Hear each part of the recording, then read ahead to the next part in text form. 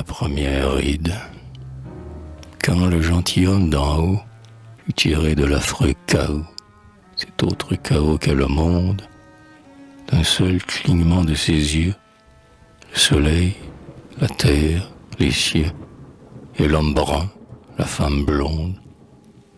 Quant à cette création, il eut donné le coup de fion. Ne reste plus qu'à la défaire, dit-il, par le néant, mon père. Ainsi donc les fleurs fleuriront au printemps et se faneront en automne, sans cause aucune. Les soleils deviendront des lunes.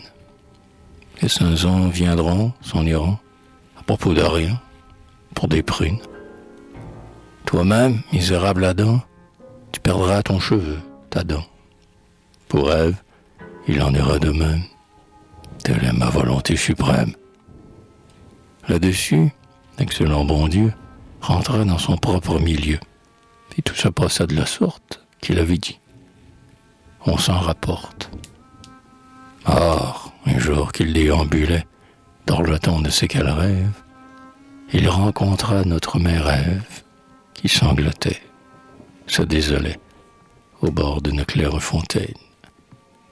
Ève, dis-moi quelle est ta peine? Adam t'a-t-il fait du chagrin?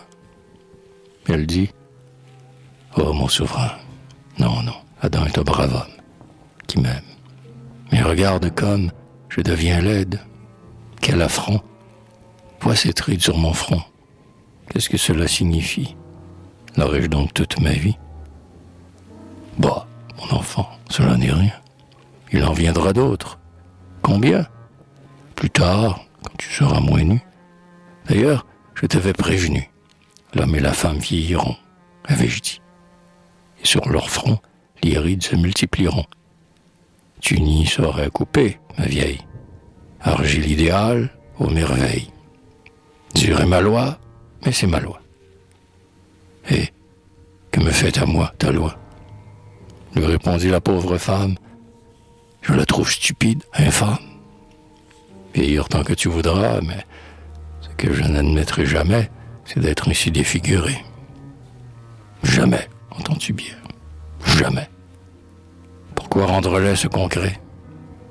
Le Seigneur trouva superflu d'insister et dit l'enturlu. Et voilà des siècles, en somme, que les filles d'Ève sont comme leur mère et ne sauraient d'abord se faire à la navrante idée de devenir toutes ridées. Et je ne leur donne pas tort.